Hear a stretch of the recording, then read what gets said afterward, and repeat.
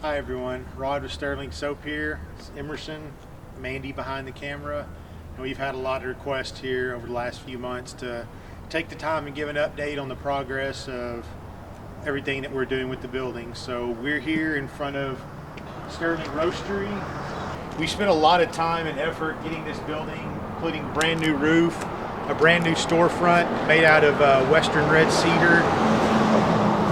And then come on inside and I'll show you what we've got done with the interior.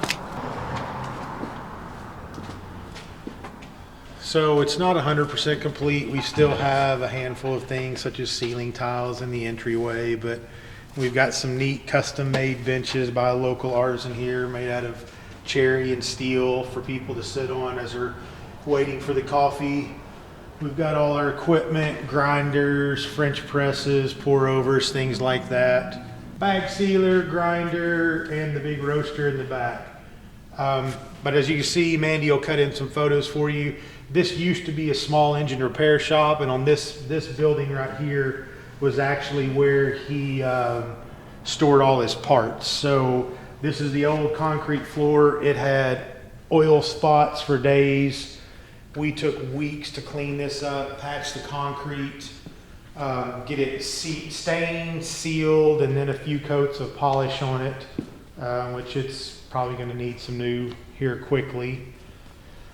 We had to re-stucco all the walls to keep them from crumbling. And before we did that, it exposed the old brick, so we repointed all the brick and then re-stuccoed and painted the walls. It's the original wood ceiling. We sanded that down and repainted it white. And as you see straight through the middle here, the ductwork for the first time ever. This building's 90 something years old and it now has HVAC for the first time ever. So we import specialty grade coffee from all over the world and we store it right out front. We have people that come in that like to pick through our old bags and have different uses for them. A lot of these are really neat looking, have neat designs from their country of origin. And Mandy, 2 to 3 times a week, she'll bring green coffee beans into the green bins, go into the roaster, and she expertly roasts them to bring out the best flavor in them. And they're put in the red bins and bagged up and sold. Mandy, you got anything you want to say about the roaster? So we purchased the roaster from a manufacturer in Minneapolis, Minnesota. We had gone to a training course up at their facility and really loved the way that the machine worked. They taught us all about it. They gave us hands-on training with it, and we kind of fell in love with it. So when it was time, we went ahead and purchased one.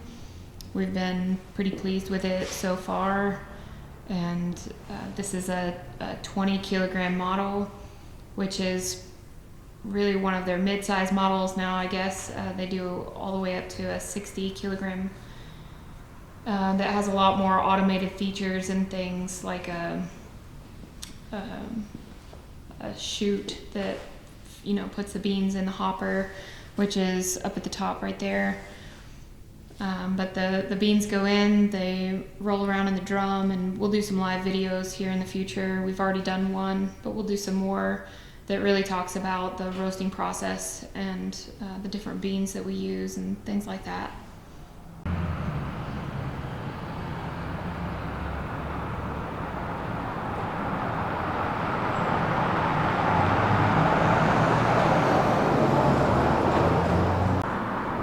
Okay, so this building here was bought in trio with the coffee roastery and the big building that we'll show you next. This one we really haven't got much work done on yet, but come on inside and I'll give you an update on where we're at.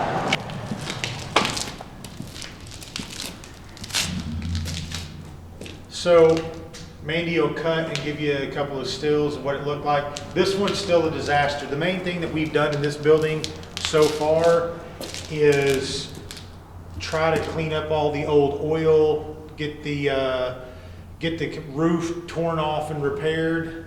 The roof was in danger of collapsing. We put a new skylight back where it used to go, and eventually we'll get this one finished, but right now with construction costs being so high, it's kind of just being used for storage. So follow me, we'll head on over into here where we're still working.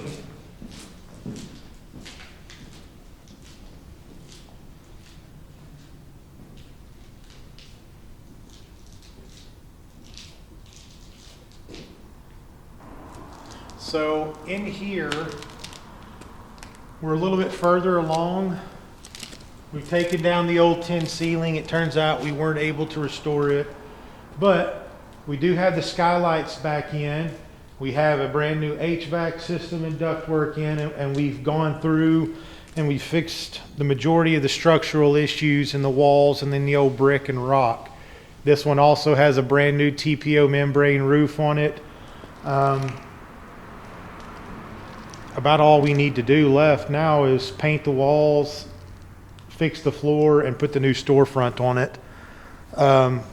We had anticipated putting a brewery and restaurant in this building, but we weren't able to get that done for various reasons. So for the time being, it's being used for storage, and eventually we'd like to turn it into a gym for our employees. We were able to get some really nice gym equipment for pennies on the dollar back in 2020 when a lot of gyms went out of business thanks to all the shutdowns.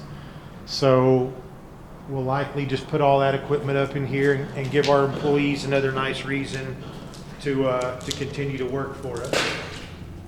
There is still a lot of work to be done in here, and I'm sure to the casual observer it looks like a disaster, but it's in way better shape than it was when we got here, and it should stand for another 90 years easily.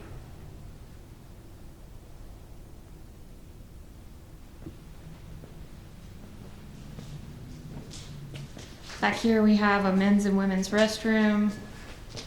They're still in progress, but everything is fitted out. Just had a new gas line run yesterday, so we expect the meter to be installed any day, which means we can finally turn the HVAC on and get this place warm. Winter is not fun in this building. Well, summer wasn't either, but winter is definitely not fun in this building. These are just back-to-back bathrooms. They'll serve as locker rooms for our employees once we have all the gym equipment set up, so they'll be able to, before or after work, come in here, work out, get showered up, cleaned up, and head on in and do what they need to do. So this will be shower, toilet, and vanity. And then over on this side, we'll have some lockers for them and benches for them to sit on. So now we're going to head across the street and we'll take an updated look at what the soap company looks like these days.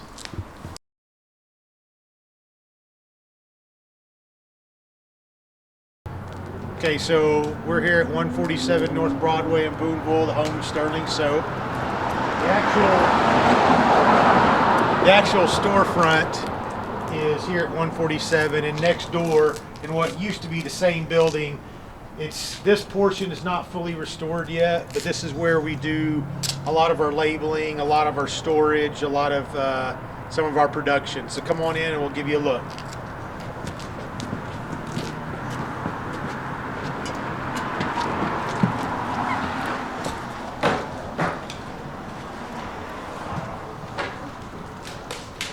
So right now we've got them here, they're labeling bath soap and getting everything ready. You'll see along the walls, we have spool after spool after spool of labels.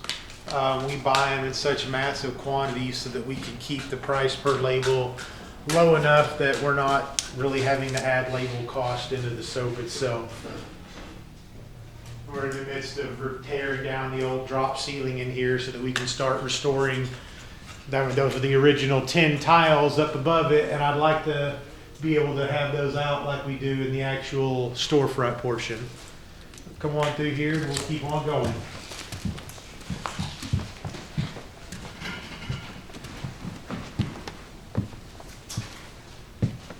So back here is raw materials. As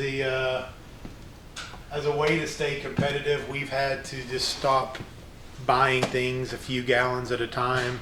We eat the upfront cost and we store everything in 55-gallon drums for the most part for our base oils like castor oil, almond oil, olive oil, glycerin, ethanol, things like that. If we can get it this way and keep our price down on our products, that's our way to pass it on to the customer.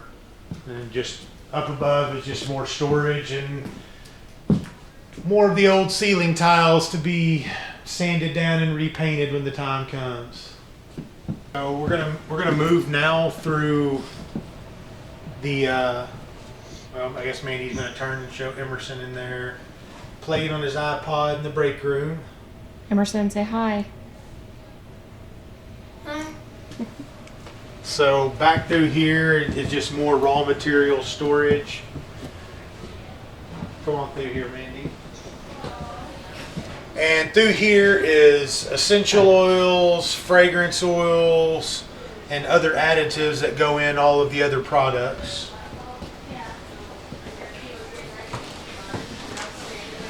And then back into, oh, excuse me, go ahead and show that.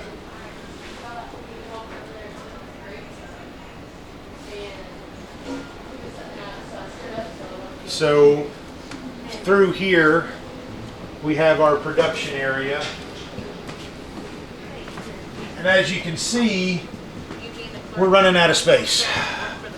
So part of our production team works on this side.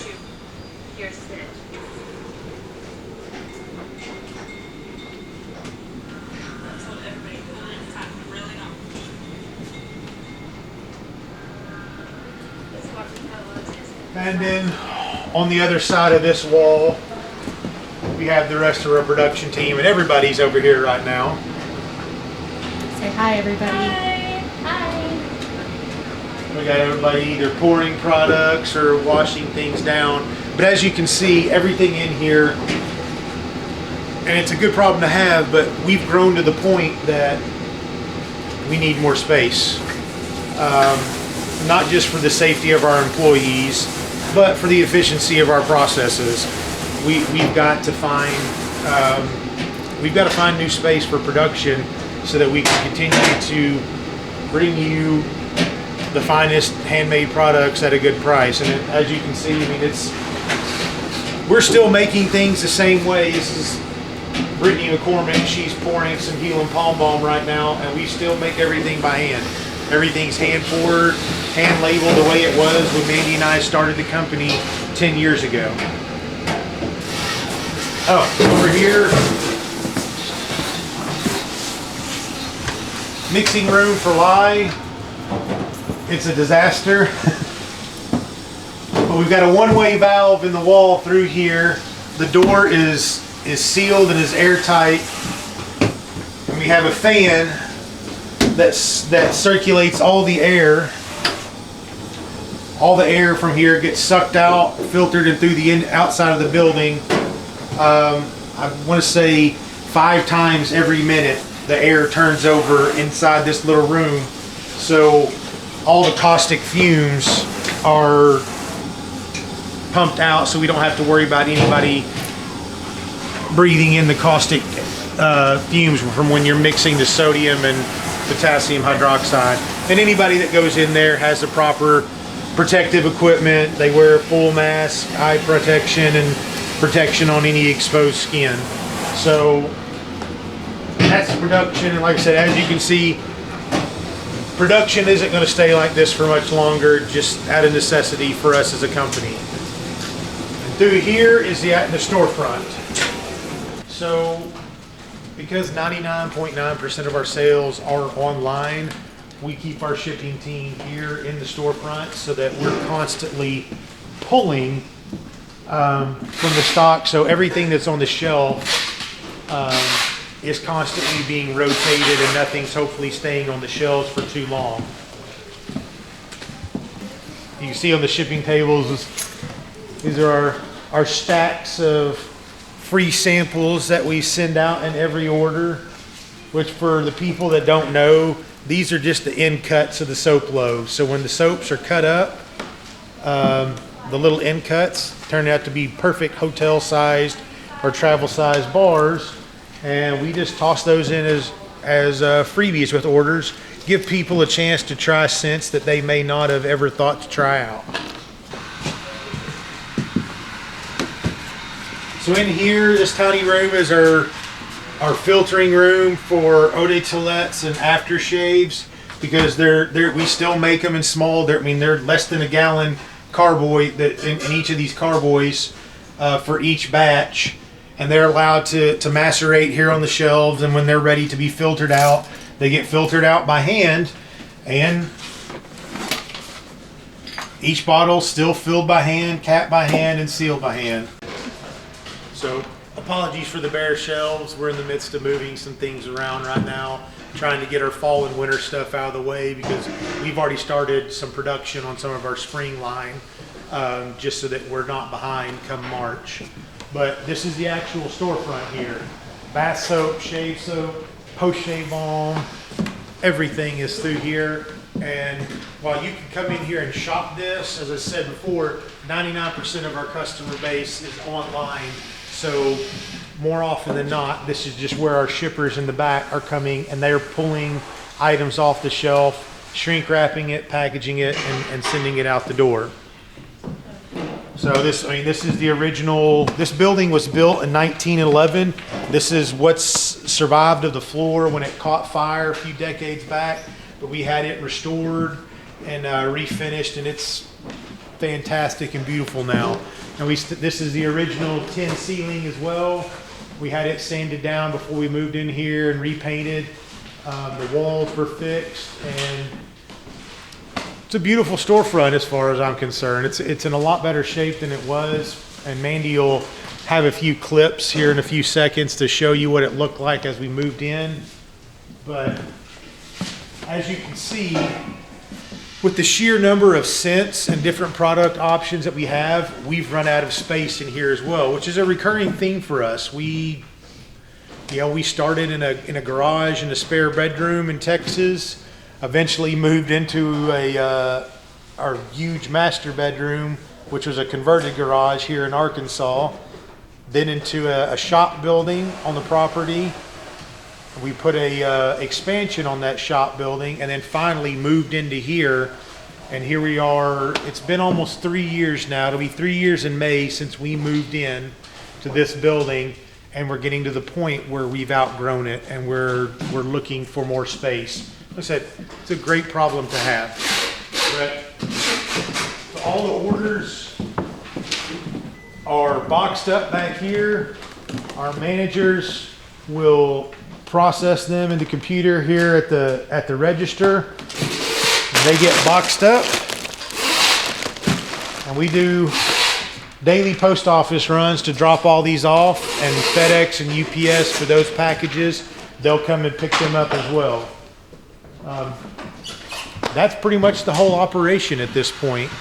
Let's say we're looking for more space at the moment so that we can, in the current economy, we've got to find ways to be more efficient so that we can make sure that we maintain profitability not only for our own well-being, but so that we're making sure that we're taking care of our employees and making sure that they're being paid properly and have all the benefits that they need to be able to function.